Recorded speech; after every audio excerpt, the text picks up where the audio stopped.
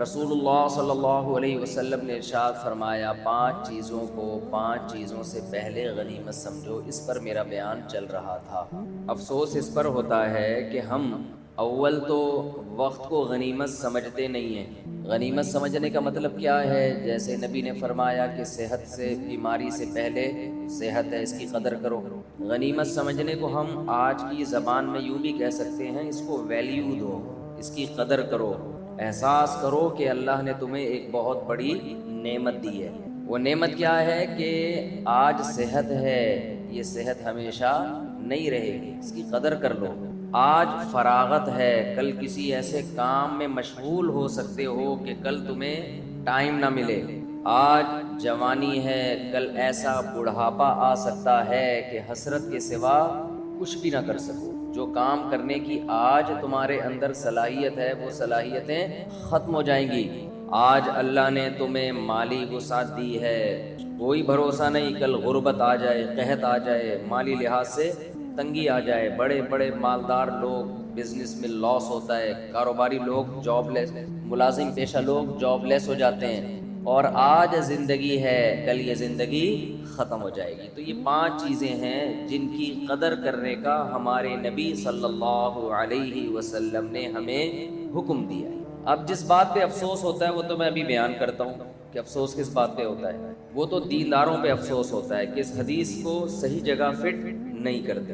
لیکن پہلے تھوڑا سا دنیا داروں کا تذکرہ، جو اللہ پر اور آخرت کے دن پر ایمان نہیں رکھتے، وہ اس حدیث پر کیسے عمل کرتے ہیں۔ ہر شخص اپنے حساب سے دیکھیں، یہ جو 5 باتیں نبی نے بتائی ہیں، یہ صرف اسلام کی باتیں نہیں ہیں، یہ تو کامن سینس کی باتیں ہیں نا۔ آواز آ رہی ہے آپ لوگوں کو؟ کوئی گونج تو نہیں رہی؟ سب کو صحیح آواز آ رہی ہے بھائی؟ آ رہی ہے۔ یہ کامن سینس کی باتیں ہیں، یعنی گورا بھی کہے گا یار، آپ گورے سے پوچھیں کہ ہمیں صحت کی قدر کرنی چاہیے تو کیا کہے گا؟ نہیں کرنی چاہیے؟ بولے نا کرنی چاہیے۔ مجھے کل کسی نے گفٹ دیا، خوبصورت سی تختی بنائی ہوئی، ایک پہ لکھا ہوا تھا ہٹو بچوں، ایک پہ لکھا ہوا تھا، ایک پہ پتہ نہیں کیا لکھا ہوا تھا، کلاس میں بہت بولتا ہوں، خاندانی، ایک پہ لکھا ہوا تھا بولو بھائی۔ مجھے گفٹ دیا انہوں نے بنا کے، میں نے کہا یہ یہاں لکھ کے یہیں لگا دیں گے تاکہ مجھے بولنا نہ پڑے، خود ہی لوگ سمجھ جائیں۔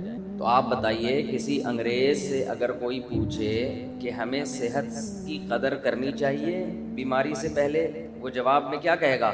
یس، یہی کہے گا نا، کرنی چاہیے۔ آپ اگر کسی ہندو سے پوچھیں کہ آپ کے پاس دولت ہے تو غربت سے پہلے اس دولت کی قدر کرنی چاہیے، تو وہ جواب میں کیا کہے گا؟ ہندی میں یہ ہاں کو کیا ہاں ہی بولتے ہیں نا، یس یہی بولے گا نا، ہاں۔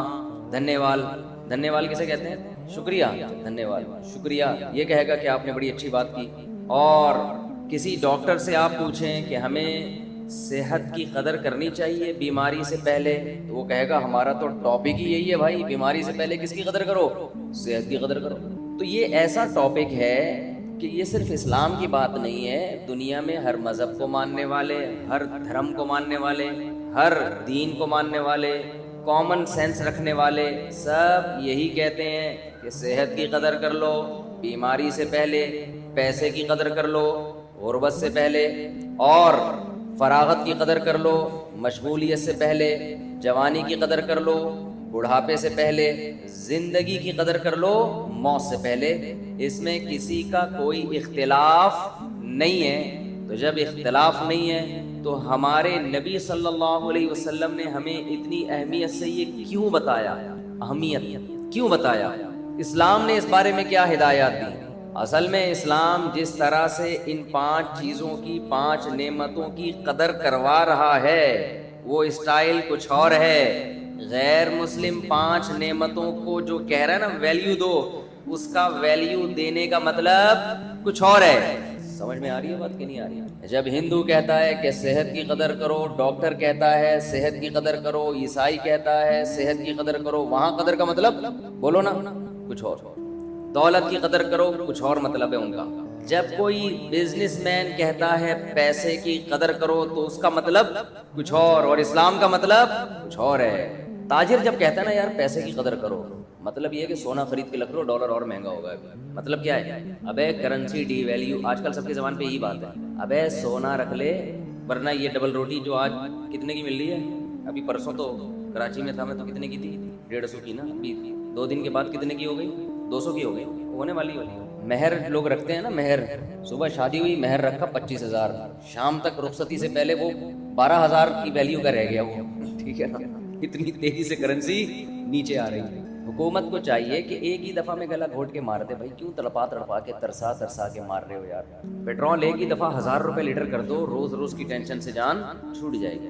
خیر، مہنگائی کے خلاف جہاد ہوا تھا، یاد ہے آپ کو؟ ونس اپون اے ٹائم، مجھے یاد آ رہا ہے ابھی ماضی قریب میں زبردست احتجاج ہوا تھا مہنگائی کے خلاف، جو جہاں تک مجھے یاد پڑ رہا ہے ہوا تھا نا، لیکن بھول گئے آپ لوگ، جس میں کانپیں بھی ٹانگیں تھیں اور اس طرح کے واقعات بھی آئے تھے، تقریریں ہوئی تھیں، تو وہ جہاد کس کے خلاف ہوا تھا؟ مہنگائی کے خلاف، خاندانی جہاد ہوا تھا۔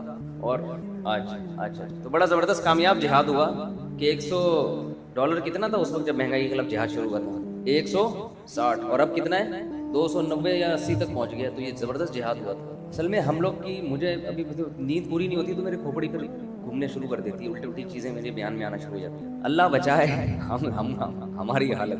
قرآن کی آیت ہے نا، ان اللہ لا یغیر ما بقوم حتی یغیروا ما بانفسہم، خدا نے آج تک اس قوم کی حالت نہیں بدلی، نہ ہو جس کو خیال آپ اپنی حالت کے بدل لیتے۔ پوچھ بھی نہیں رہے سڑکوں پہ آ کے کہ کیا ہوا، مہنگائی کے خلاف جو جہاد ہوا تھا ہم نے تو تمہارا ساتھ اس لیے دیا تھا کہ تم جہاد کر رہے ہو مہنگائی کے خلاف، یہ تو ڈبل سے بھی زیادہ ہو گئی ہے، وہ پوچھنے والا بھی نہیں ہے۔ ہم میں سے ہر شخص اپنے سیاست دان کا ایسا چمچا ہے نا، جو اب ہمارا لیڈر ہے اس کا ایسا چمچا ہے کہ یہ چمچا گیری آپ کو پوری دنیا میں کہیں بھی نہیں ملے گی۔ یہ وہ چمچا گیری ہے کہ ایک بادشاہ سلامت تقریر کر رہے تھے، پھینک دی لمبی انہوں نے تقریر میں، انہوں نے کہا میں اتنا بہترین شکاری ہوں کہ میں نے تیر مارا ہرن کی پچھلی ٹانگ سے نکل کے کنپٹی میں جا کے گھسا ہے۔ اس زمانے کے لوگ عقل مند تھے، سمجھدار تھے، ہمارے ہوتے ہم کہتے واہ ہمارا لیڈر، بولو زندہ باد، تیر یہاں سے مارا پچھلی ٹانگ سے نکل کے کدھر جا کے لگا ہے، کوئی تک بنتا ہے؟ لیکن بھائی حضرت نے ارشاد فرمایا، ہمارے لیڈر کا کہنا ہے، تو لوگ نا ایک دم عجیب سے ہو گئے، بھائی یہ زیادہ لایا ہے، بہت بڑی لے کر آ گیا، تھوڑی بہت تو ہر آدمی لے کر آتا ہے، یہ اس دفعہ تھوڑی زیادہ لے آیا۔ تو اس پہ جو چمچا تھا نا، چمچا، اس نے مائک ہاتھ میں لیا، بادشاہ سلامت کے دور میں مائک نہیں ہوتے تھے، جو بھی ہوگا اس دور میں بات پہنچانے کے لیے، تو اس نے کہا کہ بھائی مسئلہ یہ ہے، بادشاہ نہیں تھا، کوئی سیاست دان تھا پرانے زمانے کا، بادشاہ لوگ تو لفٹ ہی نہیں کراتے تھے تقریریں کر کے، واقعہ فرضی ہے یہ، تو ہمیں اتنی ڈیٹیل میں جانے کی کیا ضرورت ہے، مقصد تو اس سے جو سبق مل رہا ہے وہ بتانا ہے نا۔ تو اس نے کہا ایکچولی جو بادشاہ سلامت ہے نا، انہوں نے جب ہرن کا شکار کیا تھا تو پچھلی ٹانگ سے ہرن اپنی کنپٹی کو کھجا رہا تھا، چلو کوئی تو لاجک پیش کی نا، ہمارے ہاں اپنے لیڈروں کو جو ان سے تباہی کر رہے ہیں نا، وہ اس کو ان کے گناہ کو معاف کروا، ان کے گناہ کو نیکی ثابت کرنے کے لیے لاجک بھی نہیں ہوتی کوئی، فرض یہ کیا ہوا ہے کہ میرا جو لیڈر ہے نا جو مرضی کر لے بس وہ کیا ہے، وہ ٹھیک ہے۔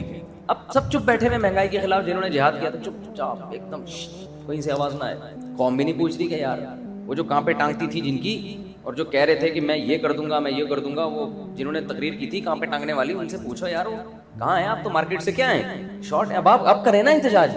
خیر یہ تو نیند نہیں ہوئی ہے، تو سیاست میں آ گیا تھوڑا سا، مسلسل 2 دن سے نا گاڑیوں میں وہاں پنجاب میں دورے میں گھوم رہے ہیں، سونے کا ٹائم نہیں ملا ہے، تو تھوڑا سا دماغ کیا ہوا ہے، اس لیے میں ایسی غلط باتیں کر رہا ہوں آپ کے سامنے۔ اصل میں تو ووٹ ان کو دینا چاہیے تھا جنہوں نے کانپے ٹانگنے کا کے الفاظ ارشاد فرمائے تھے، نیند تو ان کی پوری نہیں ہوئی تھی تبھی تو کانپے ٹانگی تھی، اگر نیند پوری کر کے تقریر کرتے تو کانپے ٹانگتی یا ٹانگیں کانپتی؟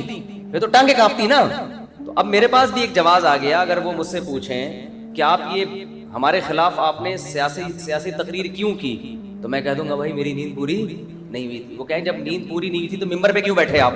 تو میں کہوں گا ممبر پہ بیٹھنا اتنا بڑا نہیں ہے جتنا لاکھوں کے جلسے سے آپ نے خطاب کیا تھا اس دن اسلام آباد میں، اس وقت آپ کو نیند پوری کر کے تقریر کرنی چاہیے تھی۔ اگر نیند پوری کر کے آپ تقریر کرتے تو کم از کم مہنگائی کے خلاف جہاد کی باتیں بولو نہ کرتے، کچھ اور کر لیتے، یہ نہ کرتے آپ۔ اچھا خیر، اب کہاں چلے گئے ہم اپنے اصل واقعات کی طرف آتے ہیں۔ تو میں یہ عرض کر رہا تھا کہ ڈاکٹر کی نظر میں دیکھو ممبر کی ویلیو اس سے زیادہ ہے، میں مانتا ہوں، کسی سیاسی کنٹینر سے جس پہ سیاستدان تقریر کرتے ہیں، کہیں میرے بیان سے کوئی نکالے گا بھائی اس کو، لیکن بات یہ ہے کہ جب کوئی حکومت گرانے یا نئی حکومت بنانے کی بات آتی ہے تو اس سے قوموں کی تقدیریں وابستہ ہوتی ہیں، اس وقت اس کی ویلیو، اس اسپیچ کی ویلیو ہر اسپیچ سے زیادہ ہوتی ہے، اس وقت نیند پوری کر کے تقریر کرنی چاہیے تھی۔ سمجھتا ہے کہ نہیں سمجھتا؟ اچھا خیر، تو بات کہاں چل رہی تھی؟ ہم پھر دوبارہ جلدی سے آ جاتے ہیں. تو میں یہ کر رہا تھا جی، ہاں 5 چیزیں نا. تو میں یہ کہہ رہا تھا کہ دیکھو، تاجر جب یہ کہتا ہے کہ دولت کو غنیمت سمجھو غربت سے پہلے، تو مطلب کیا ہے بھائی؟ پیسہ، کرنسی ڈی ویلیو ہو رہی ہے، ڈالر لے لو، سونا لے لو، یا ابھی بزنس میں لگا دو، یہی مطلب ہوتا ہے نا. یا جتنا آج پیسہ ہے اس سے مزید پیسہ بنا لو. جو تاجر لوگ سمجھا رہے ہوتے ہیں کہ بھائی یہ سارا پیسہ اڑا نہیں دینا. میں ایک دفعہ گلشن اقبال میں کھڑا تھا نا، میں لوگوں کی باتیں بڑے شوق سے سنتا ہوں جو چھپا نہیں رہے ہوتے. ایسا نہیں کہ کان لگا کے کہ کیا کہہ رہے ہیں، جو اوپنلی باتیں ہو رہی ہوتی ہیں. مجھے ذرا مزہ آتا ہے کہ سوسائٹی کس طرف کو جا رہی ہے، ان کی باتیں کیا ہوتی ہیں آپس میں.